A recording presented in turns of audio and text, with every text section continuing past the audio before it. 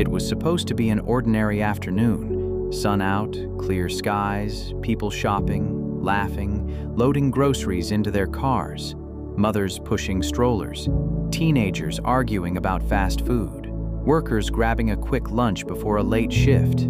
Just a normal day. But in the middle of all that normality, something unspeakable happened. At 2:44 p.m., a 27-year-old woman walked across a parking lot toward a home goods store. She held her purse close, keys in one hand, her phone in the other.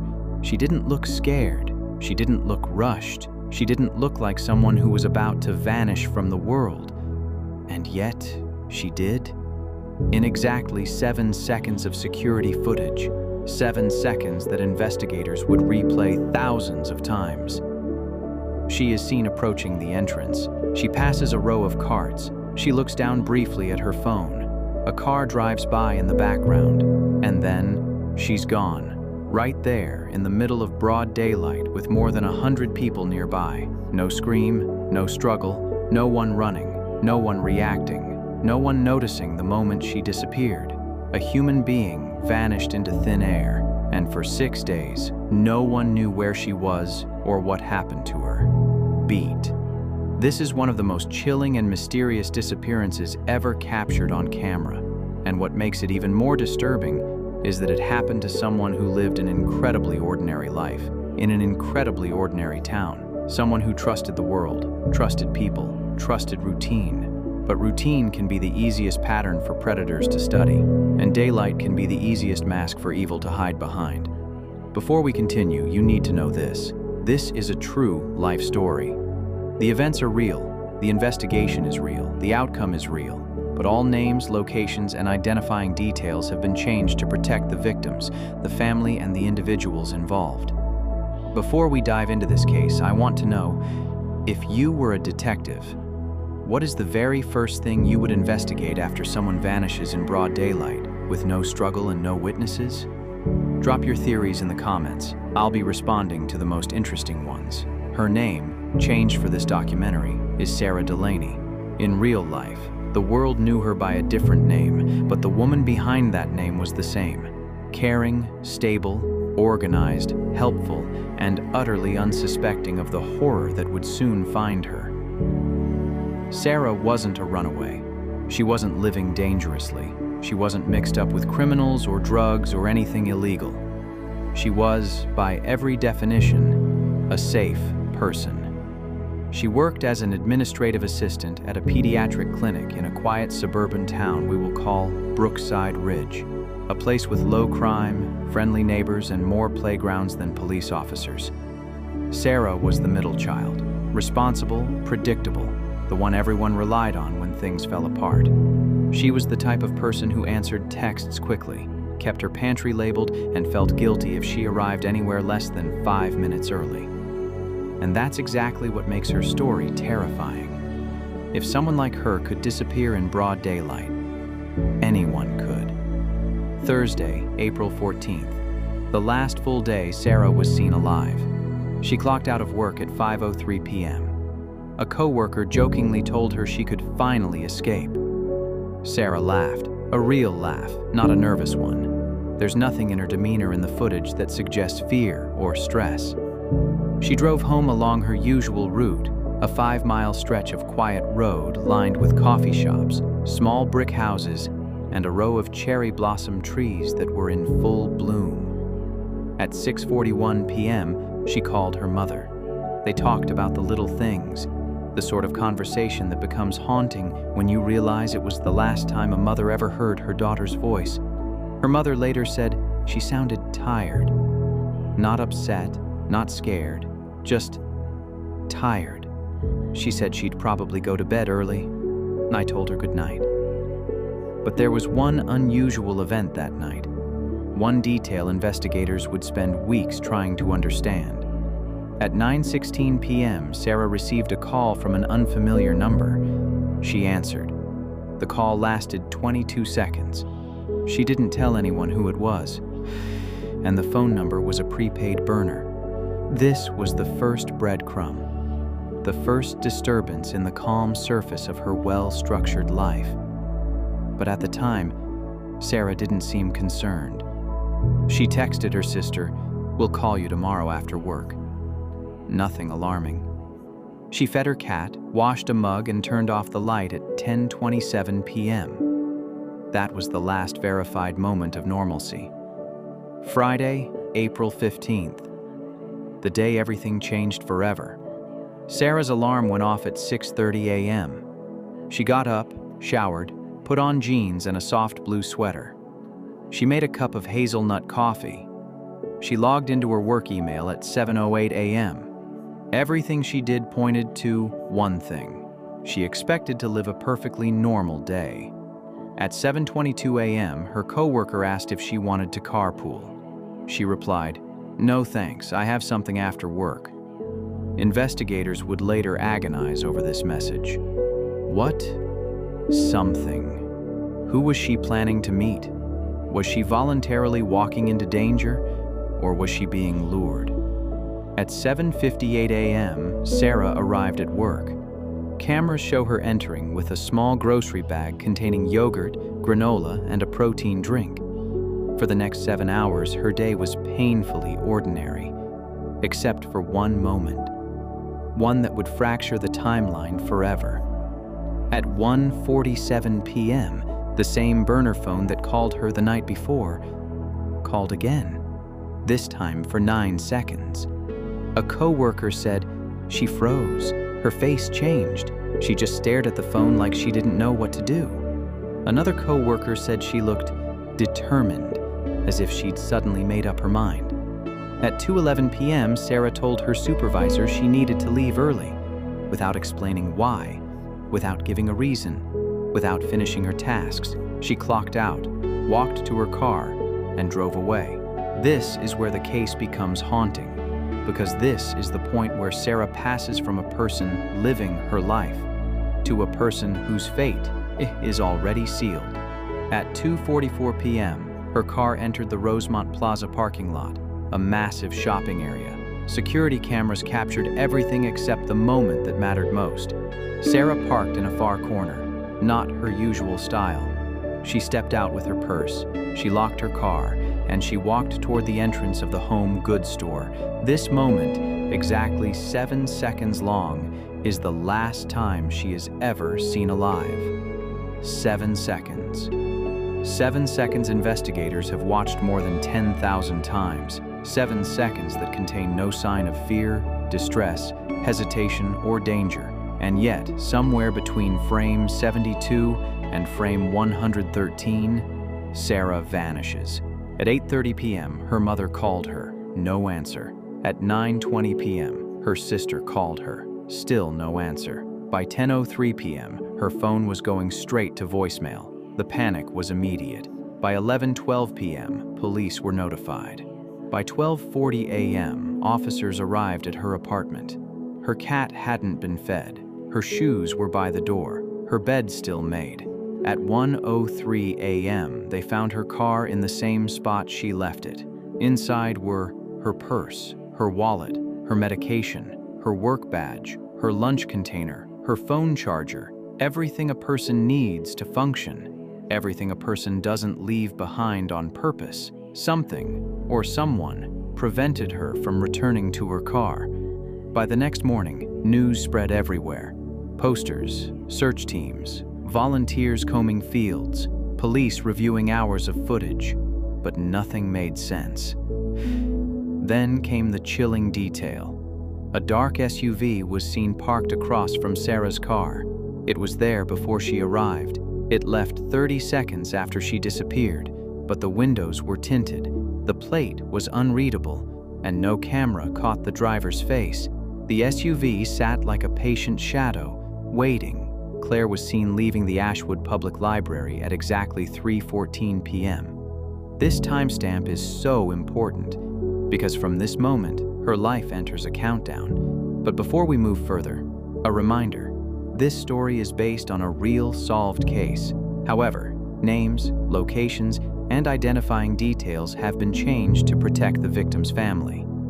Now, let's go back to the final footprint Claire left behind.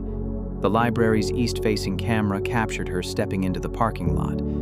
tote bag slung over her shoulder, coffee cup in hand, her hair tied back in a loose braid. She looks normal, calm. There is no sign she's being followed, no sign of fear, no sign that someone is waiting for her. Cut to slow zoom on her walking out of frame. But there was someone waiting, and that is what part 2 uncovers. Hours after Claire's disappearance was reported, police combed through footage from businesses on Ashwood Road. For almost 90 minutes, nothing seemed relevant. Then, a traffic camera revealed something chilling. A tan minivan, parked across from the library.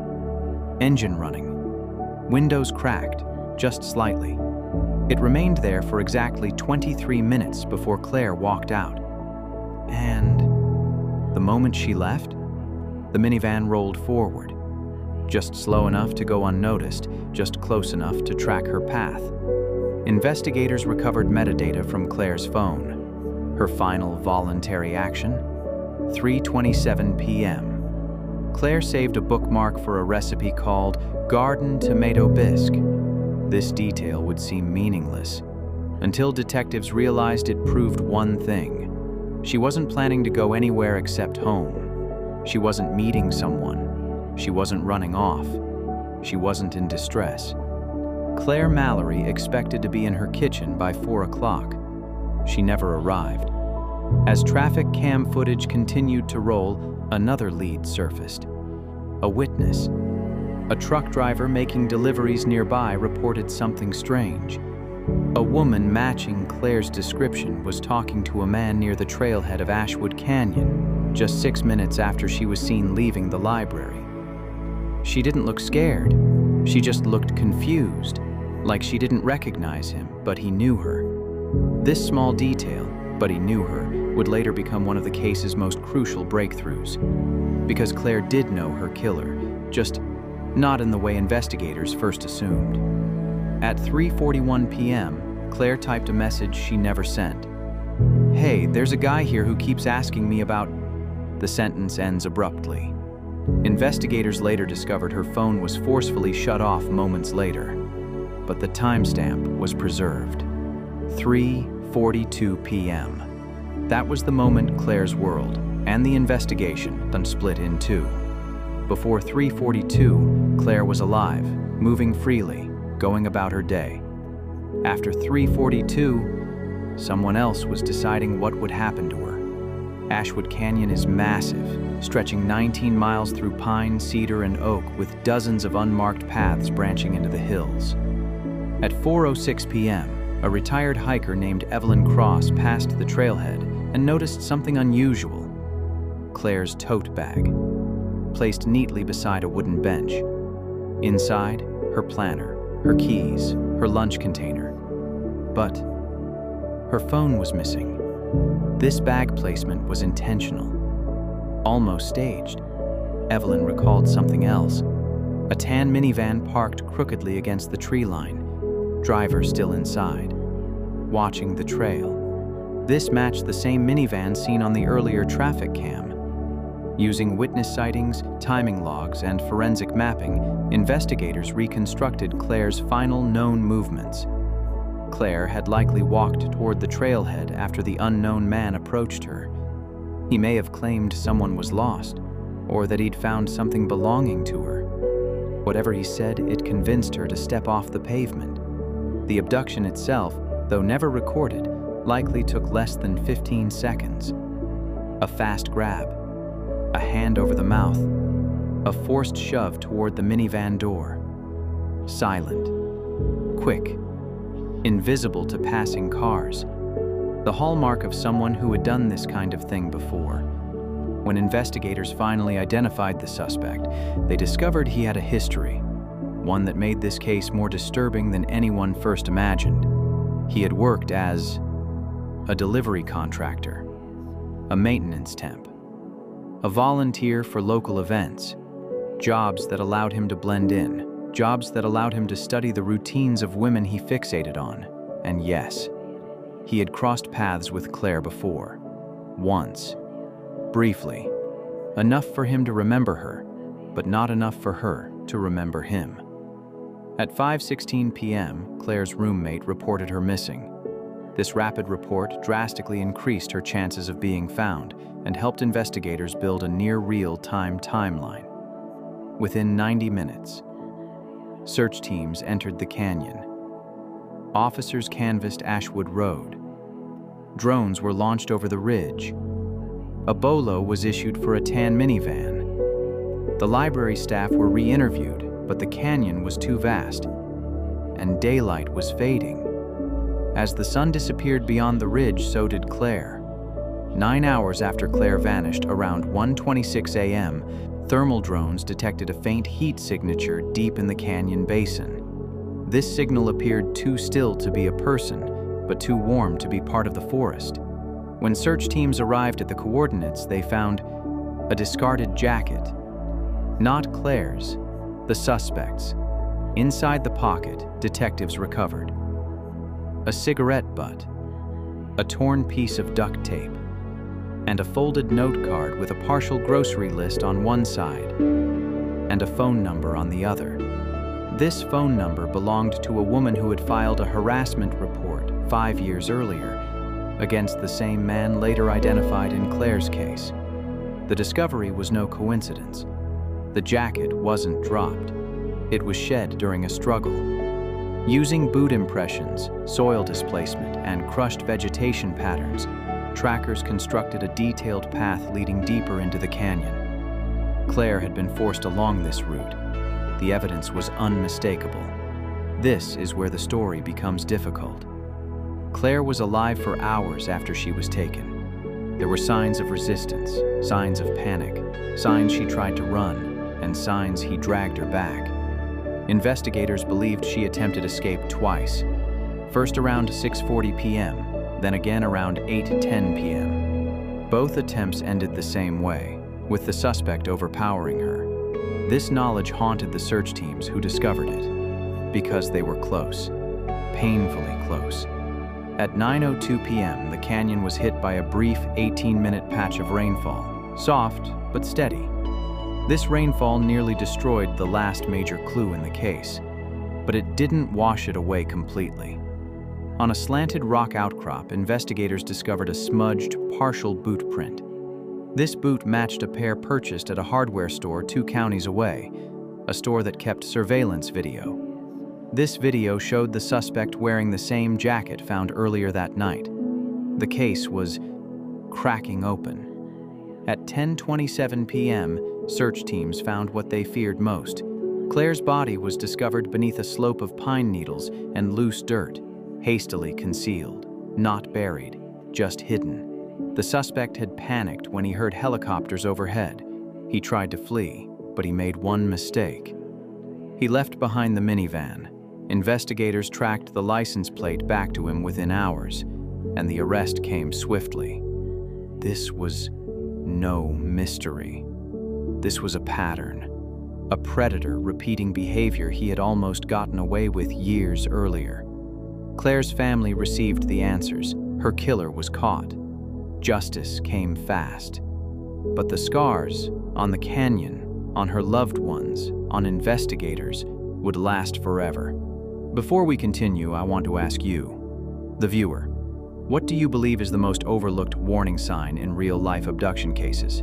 Is it A, sudden fixation by a stranger; B, someone appearing repeatedly in normal spaces; C, a person watching but not approaching; D, or someone who blends in so well they seem invisible? Drop your thoughts below, because your answer could help us understand the patterns in these chilling cases. This is the man who followed Claire Mallory, who waited in a tan minivan across from the library, who lured her toward the canyon, who turned her final afternoon into a nightmare unfolding minute by minute. His name, for the purpose of this documentary, is Earl Reimer, but this isn't where his story begins. To understand how Claire's final 24 hours unfolded, we need to understand him and why he chose her. Earl Reimer was not a drifter, not a shadow figure, not a ghost slipping from town to town. No, he was the kind of predator who lived among people who would never suspect him. 43 years old, a part-time contractor, quiet, polite, forgettable. A man who blended in so well, he became invisible. Psychologists later described him using 3 words: opportunistic, obsessive, escalating. Not because he was impulsive, but because he was methodical. Claire wasn't his first obsession. She was simply his last. Previously, we mentioned that Claire had crossed paths with Earl Reimer once before. Here's what investigators uncovered. 8 months earlier, he performed a short maintenance job at the Ashwood Library. A 2-day contract. Basic repairs. But during those 2 days, he noticed Claire. Her routine, her shift times, her friendliness with patrons. She smiled at him once. That was enough. Predators like Reimer often attach themselves to a single moment of niceness, projecting fantasy onto someone who barely noticed them. To him, that one smile became a story, a meaning, a connection that never existed. From that moment forward, he watched her. Not every day, not obsessively at first, but often enough to map out her schedule. Investigators pulled camera footage from businesses near Claire's workplace. A pattern emerged. 12 sightings of the tan minivan parked within a 3-block radius, spread across 7 months, all coinciding with Claire's shifts, not close enough to be suspicious, not far enough to be coincidence. He wasn't stalking her loudly. He was stalking her quietly. And quiet predators are the hardest to catch. Libraries are safe, predictable, routine-driven. To Earl, routine meant opportunity. He knew. Claire left work between 2:50 and 3:20 p.m. She walked the same 3 routes to her car. She sometimes paused to talk to patrons. She often checked messages before driving off. On most days, someone was around. On this day, she was alone, and that was the window he took. Now we move into the part of the story that changed everything. 2 days after Claire's body was found, detectives tracked down Earl Reimer at a small rental house outside town. The tan minivan sat in the driveway. When officers knocked on the door, he appeared confused, surprised, almost amused. What he didn't know was this. The boot print found on the canyon rock matched boots he had purchased 19 days earlier, and that same hardware store captured him on camera. This was enough for a warrant. Inside the interrogation room, footage shows him sitting perfectly still, breathing slowly, fingers tapping the table. He wasn't nervous. He was calculating. Detective. Earl, do you know why you're here? Earl. No. Detective. Did you drive your van by the library Monday afternoon? Earl. Probably not. I was home all day. A lie. Detective. We have your vehicle on traffic cams at 3:18 p.m. Long pause. Earl. Okay. Maybe I drove through. Second lie. Detective. Earl, we found your jacket in the canyon. His breathing changes, only for a moment. Earl. I don't hike. Must not be mine. Third lie. Detective. Your jacket has your name in it. Silence. Then finally. Earl. She came to me, not the other way around. This was the moment detectives knew. They weren't talking to a panicked man. They were talking to a narcissist. It took 10 hours, multiple interview cycles, and a seasoned forensic psychologist. But eventually, Earl cracked. His confession wasn't emotional. It wasn't remorseful. It wasn't even truthful. Not fully, but it was enough. He admitted to approaching Claire after she left work, claiming he needed help finding his dog, leading her toward the canyon trail, grabbing her when she became suspicious, forcing her deeper into the woods. He claimed he didn't mean to hurt her, but the medical examiner proved otherwise. This was not an accident. This was not panic. This was planned, calculated, deliberate. Why Claire? One detail stood out in Earl's confession. She always looked like she was going somewhere important. Not, she was kind. Not, she smiled at me. Not, she talked to me. But that she looked like she had a purpose. For someone like Earl, A man whose life felt meaningless, overlooked, stagnant, Claire represented something he convinced himself he deserved: attention, affection, recognition, control. He didn't want Claire, he wanted power. And on that day, he took it in the most monstrous way possible. The trial lasted 6 days. The evidence was overwhelming.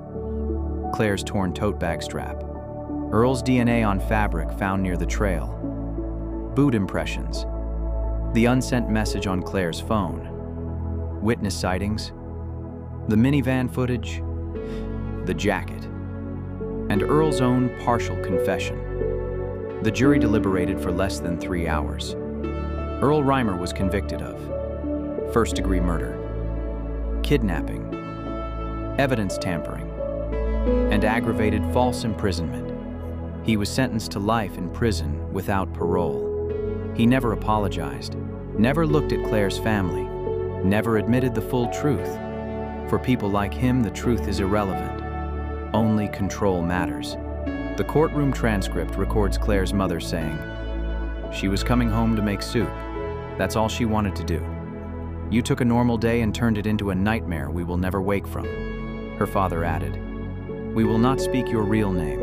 You do not deserve to be remembered." That is why we changed the names in this documentary, to honor the family, not the killer.